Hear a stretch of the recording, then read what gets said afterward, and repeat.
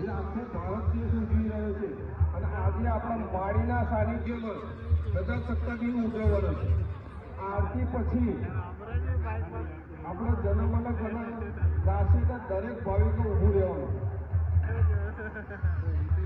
એટલે આરતી પત્યા પછી બધા એકદમ બેસવાનું. જન્મનો જન્મ દિન આવે તો ગળવે જાય પછી બેસવાનું બધા. માળી આવે ત્યાં ધક્કા મૂકી અવશ્ય કોઈ ના કરશો. હજુ કહું છું, આ જે ઉભા છે બધા બેસી જાઓ. જેને ઊભું રહેવું હોય બધા પાછળ જતા રહો.